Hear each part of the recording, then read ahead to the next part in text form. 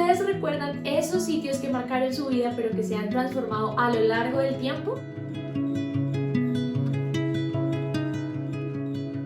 Seguro ya se les vino algo a la cabeza. Por ejemplo, ese barrio en el que ustedes crecieron pero que ha cambiado un poco, o ese colegio o jardín en el que ustedes estudiaron y hoy está convertido en edificios, la sede de su empresa en la que ustedes trabajaron y que hoy es sede de otra empresa. En fin, son muchos los ejemplos de los lugares que se han transformado a lo largo del tiempo y que para ustedes representan grandes recuerdos. Ramiro Hernández Restrepo, por ejemplo, recuerda en este cuento cómo se transformó un pueblo pequeño después de la llegada del tren. Margarita Ávila, en este otro, recuerda cómo el 6 de diciembre de 1989 el edificio del DAS se vino abajo tras un fuerte estruendo. Ella, más que verlo, lo sintió desde dentro de las instalaciones. Y Fructuoso Velasco aún tiene en su memoria cómo se cayó el gigante de su pueblo, una ceiba centenaria. Y fue a las 2, cuando ese coloso de la flora tropical de la familia Las Ceibas perdió su arrogante e imponente severidad vegetariana y se vino a pique, acabando así con 80, 100 o más años como centinela a la entrada de nuestro bello pueblo del Zulia. Hoy, así como Margarita, Ramiro y Fructuoso, vamos a desempolvar esos recuerdos del pasado y sobre todo los de esos sitios que marcaron tu vida o la de tus padres o tus abuelos y que hoy lucen algo distintos. Recuerden que aunque estamos aislados, nuestra creatividad no está en cuarentena. Bienvenidos a la Escuela Virtual de Historias en Yo Mayor.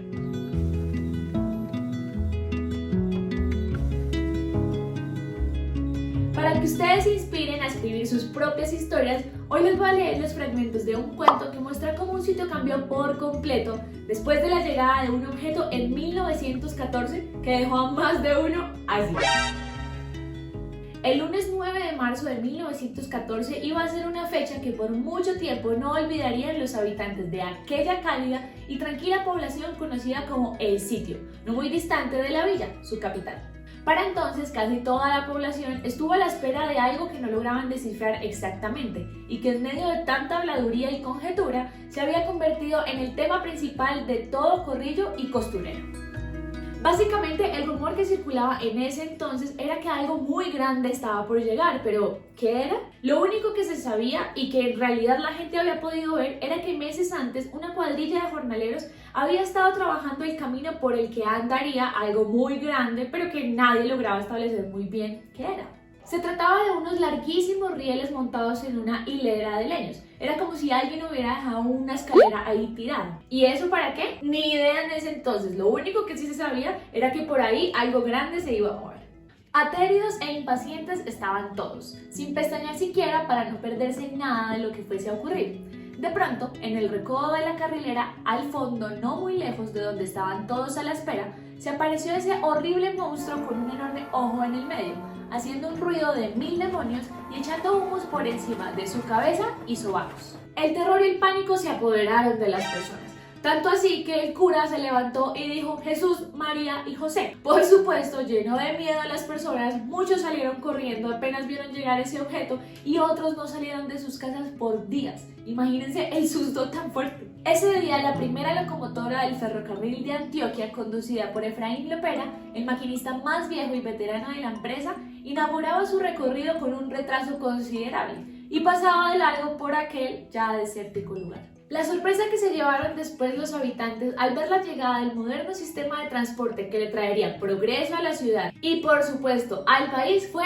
gigante. Para que ustedes se hagan una idea más o menos, esa fue la sorpresa que se llevaron los habitantes de Bogotá al ver la llegada del Transmilenio. O por ejemplo la llegada del Mío a Cali, el Transmetro a Barranquilla y el Gran Metro a Medellín. Como ven, esta historia que hace parte del proyecto de Historias en Yo Mayor demuestra que un objeto como lo fue el tren en ese entonces es capaz de transformar por completo nuestros lugares. Pero no solo los objetos transforman. Los avances tecnológicos, por ejemplo, también son una manera que nos permiten cambiar la forma como interactuamos con nuestros espacios.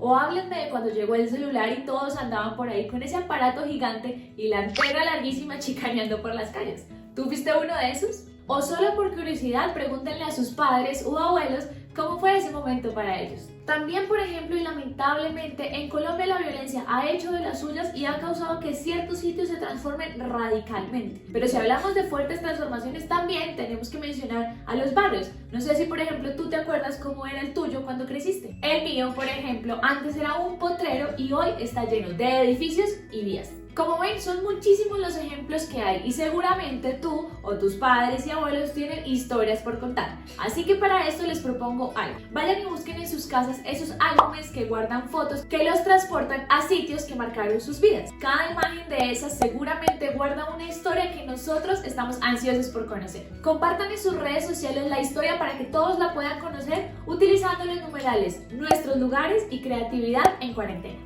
Nos vemos el próximo lunes con otra temática y más actividades que les hagan saber a todos que tu creatividad no está en cuarentena.